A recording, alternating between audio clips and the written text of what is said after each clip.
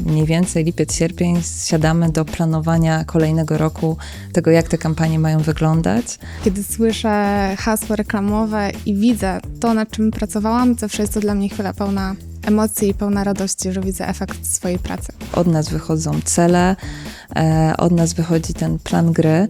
Cześć, to jest Allegro Podcast. Rozmawiamy tutaj o dobrych praktykach, inspirujących pomysłach i ciekawych rozwiązaniach oraz o powodach, dlaczego dobrze tu być. Ja nazywam się Krzysztof Palfner, a razem ze mną są dzisiaj Ania i Karolina z zespołu Global Campaigns. Cześć dziewczyny. Cześć, bardzo nam miło. Cześć. Dzięki, że przyjęłyście zaproszenie. Na początek chciałem was zapytać o wasze ścieżki kariery, bo wiem, że żadna z was nie zaczynała od razu w tym zespole, tylko że po pewnym czasie dopiero rozpoczęłyście pracę w nim i chciałem was zapytać, jak to wyglądało po kolei, że tutaj dotarłyście tak naprawdę. Zgadza się. Moja ścieżka zaczęła się 8 lat temu. Od biura zarządu pracowałam jako asystentka. Myślę, że bardzo fajny start w firmie, ponieważ poznaje się kulturę organizacyjną, poznaje się ogromną ilość ludzi i ogólnie strukturę. Więc dla tego młodego pracownika to jest bardzo dobry początek. Następnie zaczęłam zajmować się eventami. Organizowałam eventy dla pracowników Allegro, a także dla naszych największych merchantów, więc znów współpraca z wieloma działami w organizacji. Ale niestety plany pokrzyżowała mi pandemia. Eventy się skończyły, w związku z czym musiałam poszukać czegoś nowego. Trafiłam do zespołu social media, miałam tam taką krótką przygodę i już prosto do kampanii, zespołu, który mam teraz przyjemność prowadzić. Także ścieżka rzeczywiście nie najprostsza, ale myślę, że bardzo inspirująca i pełna doświadczeń. Na pewno rozwojowa, tak, to można zauważyć. Tak, ja też zaczynałam zupełnie w innym kierunku. Zaczęłam pracę w Allegro 6 lat temu, pracując w zespole administracji. Opiekowałam się między innymi pięknymi biurami, tak jak to w Poznaniu, w którym teraz jesteśmy. Potem opiekowałam się również podróżami służbowymi. Miałam częsty kontakt z naszymi pracownikami, bo głównie zajmowałam się tym naszym klientem wewnętrznym, czyli naszymi pracownikami. Dbałam o to, żeby wszystko w biurze było zgodnie z tym, jak powinno być, żeby dobrze się wszystkim po prostu pracowało w naszych biurach. A potem stwierdziłam, że muszę zmienić trochę ścieżkę swojej kariery i dołączyłam do zespołu kampanii. Tutaj jestem i tu się rozwijam i tutaj przyjmuję nowe wyzwania. Fajnie. Chciałem was teraz zapytać więcej już o kampanię same w sobie, bo domyślam się, że to musi być wyzwanie zarówno logistyczne, jak i organizacyjne. Więc chciałem was zapytać, jak to wygląda od samego początku, czyli od takiego szkicu kampanii, aż do momentu jej wprowadzenia czy prowadzenia. Ja myślę, że to jest bardzo fascynujący proces, wieloetapowy, na pewno wielowarstwowy. My zaczynamy tak naprawdę rok naprzód, pół roku naprzód. Mniej więcej lipiec, sierpień siadamy do planowania kolejnego roku, tego jak te kampanie mają wyglądać. Bardzo dużo czerpiemy też z doświadczeń roku ubiegłego. Każda kampania ma swoje podsumowanie, więc też z tego korzystamy. Patrzymy na to, co się dzieje na rynku, co robi też konkurencja i na tej podstawie budujemy nasz plan gry, tak zwany trade plan, na rok kolejny. A już kiedy mamy ten trade plan i mamy zaplanowane kampanie, to potem z zespołem siadamy do tak naprawdę informowania wszystkich zespołów, które są dołączone do tworzenia każdorazowej kampanii, czyli robimy sobie jakieś grupy robocze, gdzie opiekujemy każdą kampanię osobno. Bardzo mocno współpracujemy z zespołem marketingu, zespołem reklamy, biura reklamy, zespołem kategorii oraz z przeróżnymi zespołami w Allegro, tak aby finalnie w godzinie 0 ta kampania po prostu wystartowała. My jesteśmy takimi osobami, które muszą informować pozostałe zespoły w firmie z racji tego, że odpowiadamy za wcześniej przyjęty trade plan, tak żeby wszyscy byli dobrze poinformowani, jakie działania planujemy zorganizować na naszej platformie. Myślę, że warto tutaj dodać, że poza tą funkcją organizatora jesteśmy też odpowiedzialni za tą część taką strategiczną, więc od nas wychodzą cele, od nas wychodzi ten plan gry. Także tak jak Karolina tutaj wspomniała, rzeczywiście prawie cała organizacja jest w to zaangażowana, od zespołu marketingu, poprzez biuro reklamy, aż po technologię. To jest proces taki bardzo cross company, można powiedzieć. I faktycznie cieszymy się bardzo z tego, że nie tylko my tutaj dajemy od siebie taką dużą energię, ale rzeczywiście osoby innych też działów, z innych obszarów w firmie czują wagę tych kampanii i faktycznie wszyscy razem tutaj działamy, dlatego już godziny zero, jak Karolina powiedziała, kiedy kampania startuje. Jasne, czyli faktycznie przez dużo rąk tak naprawdę to przychodzi, prawda, cały ten projekt, żeby to działało tak, jak chcemy, żeby działało. Właśnie przechodząc tutaj do rynku, bo wiem już, że kierowane są na różne rynki te kampanie i chciałem was zapytać, jak to wygląda, jeżeli chodzi o dostosowanie tych kampanii pod różne rynki, tak na dobrą sprawę. To ja pozwolę sobie zacząć, bo akurat mój zespół teraz najbardziej zajmuje się wejściem na pozostałe rynki i również bardzo mocno patrzymy na to, co dzieje się na tych rynkach. Czyli oprócz tego, że wiemy, jaką kampanię chcemy zrobić w wspomnianym wcześniej trade planie, mamy coś zaplanowanego, to oczywiście na bieżąco sprawdzamy, co się dzieje na danym rynku, bo może są jakieś wydarzenia, o których nie wiemy, a powinniśmy wiedzieć. Takim przykładem jest różnica między rynkami polskim a czeskim, kiedy na przykład na Czechach bardzo popularnym sportem jest hokej.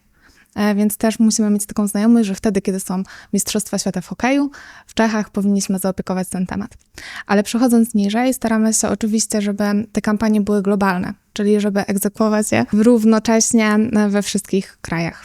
Ania, chcesz coś dodać? Czy... Myślę, że Karolina świetnie to ujęła i faktycznie staramy się, aby nasz proces był jak najbardziej taki zunifikowany, ponieważ, co tu dużo mówiąc, proces jest bardzo skomplikowany, więc chcemy już dodatkowo go sobie i osobom, z które z nami współpracują, nie utrudniać. Natomiast tak, jesteśmy wyczuleni na te takie specyficzne dla danego rynku kampanie, eventy, jakieś święta, plus na działania konkurencji, bo oczywiście na każdym z tych rynków, w który wchodzimy, ta konkurencja działa trochę inaczej i my też bardzo często musimy nasze działania do tego dostosować. Często też dostosowujemy narzędzia, którymi pracujemy do specyfiki danego rynku. Jest to na pewno bardzo ciekawy obszar wchodzenia na kolejne rynki, bo za każdym razem ta kampania jest nieco inna. Rzeczywiście nie możemy na razie powiedzieć, że w 100% tak przekładamy 1:1 to, co w Polsce na pozostałe rynki. Ale mamy to szczęście też, że budujemy cały czas też międzynarodowy zespół i mamy to szczęście, że pracujemy z osobami z innych krajów, które są po prostu w danym rynku, wiedzą, co jest grane, w cudzysłowie, czyli wiedzą i patrzą na to, co tam robi konkurencja i możemy również od nich zbierać i czerpać inspiracje do przyszłych kampanii. Rozumiem, czyli zawsze mogą coś podpowiedzieć, tak, co właśnie jest na danym rynku, powiedzmy, potrzebne, czy na topie i można w ten sposób zaplanować. Wręcz oczekujemy od nich tych podpowiedzi. Także tutaj rzeczywiście dzielą się wiedzą i jest to dla nas bardzo pomocne, szczególnie w tych pierwszych miesiącach, gdy rynek poznajemy, gdy też konsumenci na danym rynku nas poznają jako Allegro, tak żebyśmy zrobili jak najlepsze to pierwsze wrażenie. Super, jasne. Współpraca to podstawa, prawda? Ja słyszę, że tutaj opowiadacie z pasją tak naprawdę o tej pracy, o przygotowywaniu tych kampanii, o prowadzeniu ich. Chciałem was zapytać właśnie, bo kampanie to nie tylko liczby, też emocje i tego dotyczy moje pytanie. Czy kojarzycie jakieś takie kampanie, które wzbudziły w was najwięcej tych emocji? Ja myślę, że jeśli mowa o emocjach, to nie sposób nie wspomnieć o Q4, popularnym bardzo, czyli kwartale czwartym, który dla komersu to jest po prostu najważniejszy okres w roku. Przygotowania do Q4 zaczynają się tak naprawdę już dużo naprzód z zaangażowaniem znów wielu zespołów poza naszym. W Q4 mamy dwie bardzo ważne kampanie, Black Week i Christmas. I jak już rynek nas nauczył, Black Week to nie jest tylko tydzień kampanii, ale zazwyczaj już teraz dobijamy do miesiąca.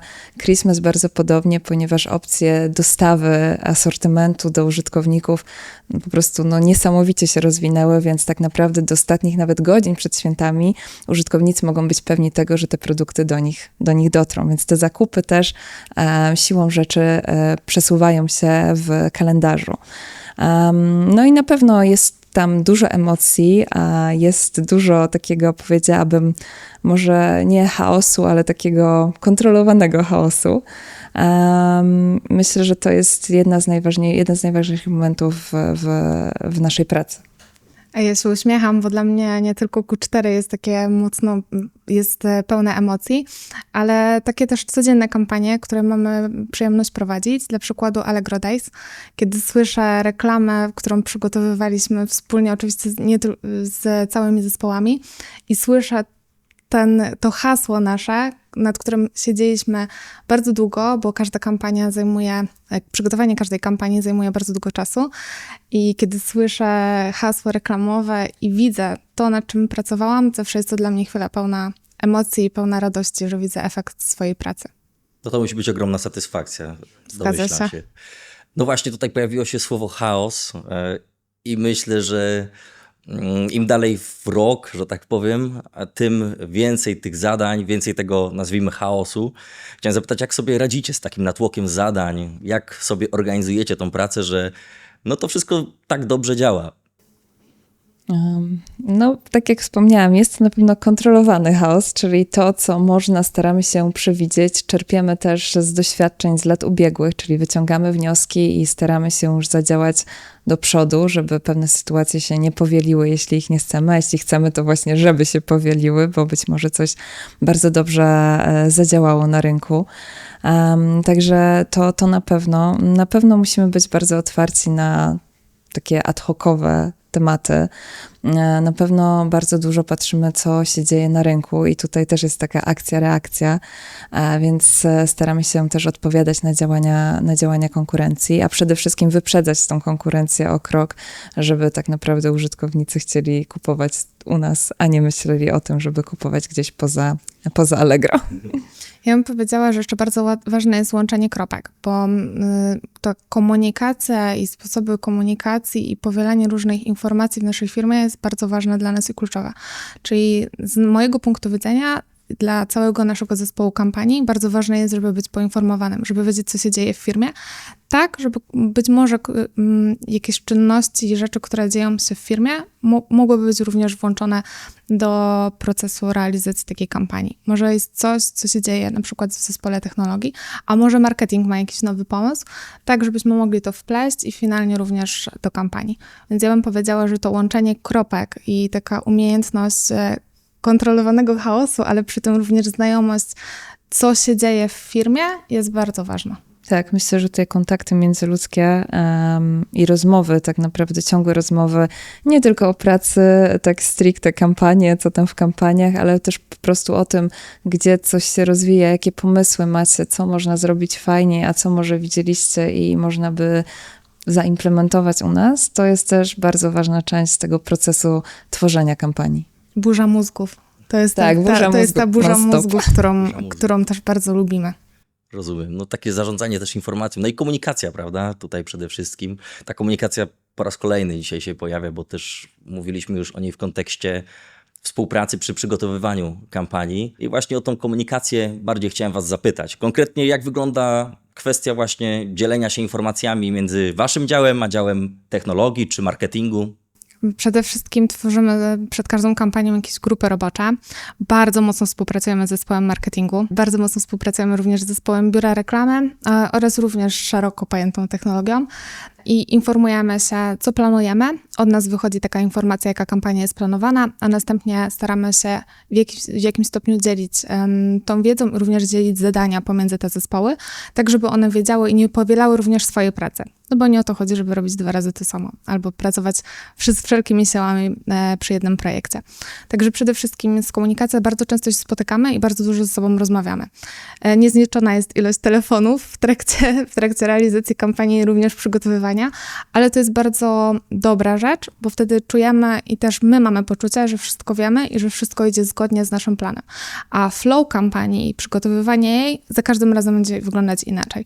Są kampanie, które powiedzmy, że już wiemy, jak zrobić, albo już jesteśmy lepiej do nich przygotowani, tak jak Ania wcześniej wspomniała, możemy sobie sprawdzać, co nam poszło dobrze, co nam poszło gorzej i ewoluować daną kampanię, ale przede wszystkim no, ten kontakt i również takie miękkie cechy, które uważam, że są bardzo ważne w naszym zespole, czyli możliwość współpracy i budowania relacji z pozostałymi zespołami jest bardzo ważna i kluczowa, myślę.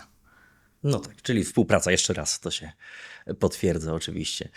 Wracam teraz do tematu Q4 i tych kampanii tutaj, no bo tak jak mówimy, ten kwartał 4, czyli od października do grudnia tak naprawdę ten okres taki, nazwijmy, najcięższy, czy też najwięcej się dzieje. Dlatego chciałem was zapytać, co robicie, żeby tutaj jak najmocniej egzekwować te cele, które są na ten okres Q4 przewidziane? Czy co robicie właśnie, żeby te Black Week, czy Black Month już teraz tak na dobrą sprawę, czy też ten okres przedświąteczny, no żebyśmy wyprzedzali tą konkurencję? Czy możecie zdradzić jakieś tutaj szczegóły, czy pomysły, co tam się dzieje?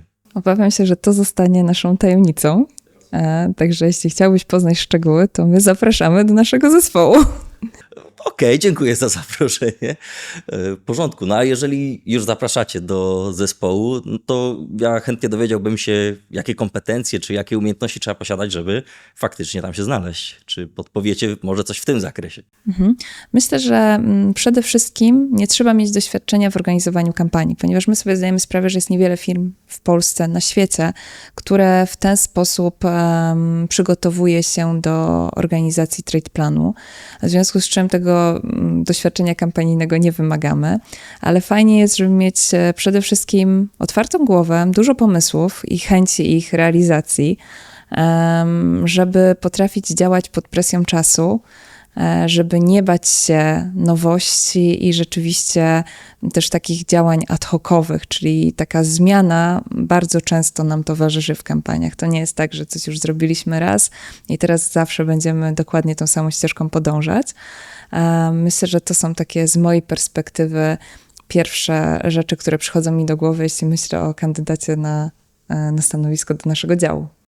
Ja już wspomniałam, to łączenie kropek przy tworzeniu w ogóle kampanii jest szczególnie ważne, czyli być tak naprawdę na bieżąco, ciągle mieć otwartą głowę i być też odpowiedzialny za to, nad czym się pracuje, bo wydaje mi się, że ta odpowiedzialność również jest bardzo ważna.